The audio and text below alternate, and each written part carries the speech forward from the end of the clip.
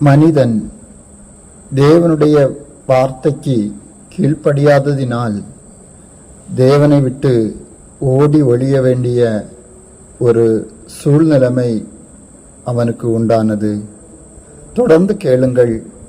இது விசுவாச ஜெபவீடு வழங்கும் காலை தியானம்.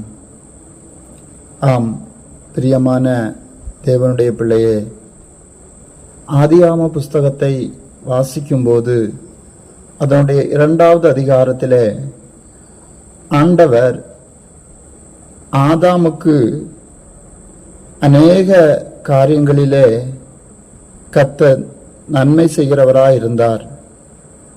அவன் அநேக வேளைகளில் தனிமையாய் இருப்பதை பார்த்து ஆண்டவர் ஆதாமை பார்த்து சொல்லுகிறார், தேவனாய கர்த்தர் மனுஷன் தனிமையாய் இருப்பது நல்லதல்ல, ஏற்ற துணையை அவனுக்கு உண்டாக்குவேன் என்றார். அப்படி அவனுக்கு ஒரு நல்ல ஒரு துணையை அவனுக்கு உருவாக்கி கொடுத்தார். அப்படி உருவாக்கப்பட்டதான ஏவாள் அவனுக்கு மனைவியாய் காணப்பட்டாள். 2 பேரும் ஏதேன் தோட்டத்திலே சந்தோஷமாய் உலாவிக் கொண்டிருந்தார்கள். ஆண்டவர் ஆதாமிடத்திலே சொல்லியிருந்தார், ஏதேன் தோட்டத்திலே உங்களுக்கு தேவையான எல்லா பழங்களை கொடுக்கக்கூடியதான விருட்சங்கள் இருக்கிறது, அவைகள் எல்லாவற்றினுடையதான கனிகளையும் நீ புசித்து ஏதேன் தோட்டத்திலே சந்தோஷமாய் வாழலாம் என்று அவனுக்கு கட்டளை கொடுத்திருந்தார். ஆனாலும் ஆண்டவர் சொன்னார், அதன் நடுவில் இருக்கிற விருட்சத்தின் கனியை நீ புசிக்க வேண்டாம் என்று. ஆனால் பாருங்கள் என்ன நடந்தது என்று சொன்னால், அந்த தோட்டத்திலே அநேக மரங்கள் இருந்த போதிலும் அவைகளெல்லாம் அவன் பார்த்தான், புசித்தான்.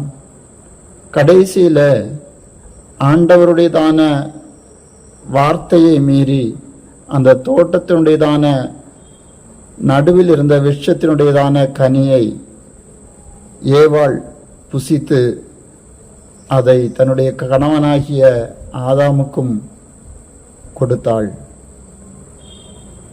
அவன் அதை புசித்து அவனும் தேவனுடையதான சித்தத்தை விட்டு தூரம் போகிறவனாய் மாறினான்.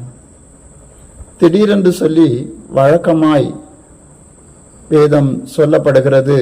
3வது அதிகாரம் 8வது வசனத்திலே, பகலில் குளிர்ச்சியான வேளையிலே தோட்டத்தில் உலாவுகிற தேவனாய கர்த்தருடைய சத்தத்தை அவர்கள் கேட்டார்கள். அப்பொழுது ஆதாமும் அவன் மனைவியும் தேவனுடைய சந்நிதியில் விலகி தோட்டத்தின் விருட்சங்களுக்குள்ளே ஒளிந்து கொண்டார்கள் என்று சொல்லப்படுகிறது. பாருங்கள், அங்கே வேதம் தெளிவாக நமக்கு சொல்கிறது, கர்த்தருடைய சந்நிதிக்கு விலகி தோட்டத்தின் விருட்சங்களுக்குள்ளே ஒளிந்து கொண்டார்கள். நேற்று வரை வழக்கமாய் அதே நேரத்திலே கடவுள் வருவார், கர்த்தருடைய சத்தத்தை கேட்கும்போது அவங்களுக்கு சந்தோஷம் உண்டானது.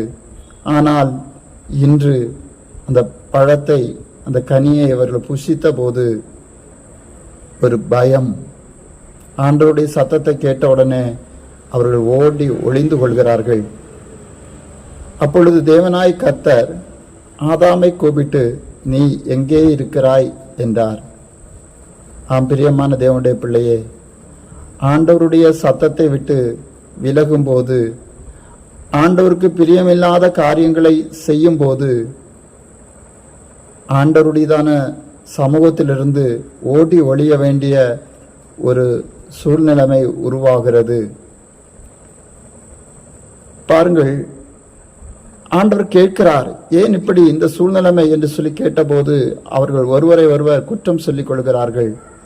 ஆதாம் சொல்லுகிறான், என்னுடைய மனைவி, நீர் எனக்கு மனைவியாய் தந்ததான இந்த ஏவாள் இந்த பழத்தை எனக்கு தந்தாள். ஏவாள் சொல்லுகிறாள், சர்ப்பம் என்னை வஞ்சித்தது என்று சொல்லி. இப்படி மாறி மாறி அவர்கள் பிறரை குற்றம் சொல்லுகிறார்கள். ஆனால் அவர்களுக்கு தேவனுடையதான சமூகத்தில் வர முடியவில்லை. ஒளிந்து கொண்டிருக்கிறார்கள். இன்று இந்த சத்தத்தை கேட்டுக்கொண்டிருக்கிறதான அன்பு நண்பா, நீ எங்கே இருக்கிறாய்? கடவுள் உன்னை பார்த்து நீ எங்கே இருக்கிறாய் என்று சொல்லி கேட்டால் நீ என்ன பதில் சொல்வாய்? சகோதரனே, சகோதரியே, தம்பி, தங்கச்சி, இன்றைக்கு தேவனை விட்டு நீ தூரமாக இருக்கிறாயோ அல்லது பாவத்தினுடையதான அடித்தட்டிலே வாழ்ந்து கொண்டிருக்கிறாயோ? ஆண்டவர் உன்னை பார்த்துதான் கேட்கிறார், நீ எங்கே இருக்கிறாய் என்று. இன்னைக்கு அநேகருடைய வாழ்க்கையில எங்கே இருக்கிறோம் என்ற அனுபவமே இல்லாதபடி வாழ்ந்து கொண்டிருக்கிற அநேகரை காண முடிகிறது. ஒருவேளை தேவ சமூகத்தை விட்டு, ஆண்டவருடையதான வார்த்தையை விட்டு வெகு தூரத்தில் நீ வாழ்ந்து கொண்டிருந்தால், நீ யாரை குற்றம் சொன்னாலும் அதற்கு இணையாக ஒன்றுமே செய்ய முடியாது. வேதத்திலே தொடர்ந்து வாசிக்கும் போது சொல்லப்படுகிறது, ஆண்டவர் ஆதாமையும் ஏவாளையும் ஏதேன் தோட்டத்திலிருந்து அவர் வெளியே அனுப்பிவிட்டார்.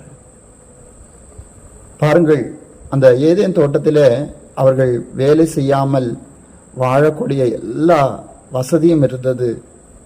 ஆனால் அவர்களுக்கு அதை பயன்படுத்த முடியவில்லை. தொடர்ந்து என்ன சொல்லப்படுகிறது என்று சொன்னால், அவர்களுக்கு சில சாபங்களை ஆண்டவர் போடுகிறார். தோட்டத்தை விட்டு வெளியே துரத்தினதும் அல்லாமல் ஒரு சில சாபங்கள் அங்கு சொல்லப்படுகிறது. அவர் ஆதாமை நோக்கி, நீ உன் மனைவியின் வார்த்தைக்கு செவி கொடுத்து புசிக்க வேண்டாம் என்று நான் உனக்கு விலக்கின விருட்சத்தின் கனியை புசித்தபடியினாலே பூமி உன் நிமித்தம் சபிக்கப்பட்டிருக்கும். நீ உயிரோடு இருக்கும் நாளெல்லாம் வருத்தத்தோடே அதன் பலனை புசிப்பாய். அது உனக்கு முள்ளும் குறுக்கும் முளைப்பிக்கும். வெளியின் பயிர் வகைகளை புசிப்பாய் என்று சில சாபமான வார்த்தைகளை ஆதாமுக்கு சொல்லுகிறார். அதனுடையதான 20வது வசனத்திலிருந்து வாசிக்கும் போது அங்கேயும் ஆதாமின் மனைவிக்கு சில காரியங்களை குறித்து சொல்லப்படுகிறது. ஆம், பிரியமான தேவ பிள்ளையே, இதெல்லாம் வந்ததற்கு காரணம் ஆண்டவர் விலக்கின கனியை அவர்கள் புசித்தார்கள். ஆண்டவருடையதான வார்த்தை விட்டு தூரம் போனார்கள். சர்ப்பமாகிய பிசாசுக்கு அவர்கள் அடிமையானார்கள். அதனால் இன்றைக்கு அநேக சாபங்கள், அநேக வேதனைகள், அநேக நெருக்கங்கள். என்னுடைய வார்த்தை கேட்டுக்கொண்டிருக்கிறதான அன்பு நண்பா, ஒருவேளை இந்த கால வேளையில் என்னுடைய வாழ்க்கையும் ஆண்டரை விட்டு தூரமாக இருக்கிறது. நானும் இதே போல தான் கஷ்டப்பட்டு கொண்டிருக்கிறேன். அநேக சாபங்கள் என்னை பின்தொடர்கிறது. எப்படி இதிலிருந்து விடுபட முடியும் என்று சொல்லி நீ வேதனைப்பட்டு கொண்டிருந்தால், ஆண்டவர் உன்னை பார்த்து தான் சொல்லுகிறார், நீ எங்கே இருக்கிறாய்? நீ எங்கே இருந்தாலும் உன்னை தேடி இந்த கால வேளையில் ஆண்டவராகிய இயேசு கிறிஸ்து வருகிறார். உன்னுடைய உள்ளத்தை நீ அவருக்கு கொடுத்து, ஆண்டவரே, நான் உம்முடைய வார்த்தையை விட்டு தூரமாய் போய்விட்டேன். ஒரு விசையினை மன்னியும். உலகத்தின் காரியங்கள் என்னை அடிமைப்படுத்தி விட்டது. என்னுடைய வாழ்க்கை சூழ்நிலைகள் என்னை அடிமைப்படுத்தி விட்டது. மீண்டும் நான் உம்முடைய அருகில் வர வாஞ்சிக்கிறேன் என்று சொல்லி உடைய உள்ளத்தின் ஆழத்திலிருந்து ஆண்டவரை நோக்கி பார்த்தால், இந்த காலை வேளையில் உனக்காக உன் அருகாமையில் கடந்து வருகிறதான ஒரு தேவன்தான் ஆண்டவராய் இயேசு கிறிஸ்து.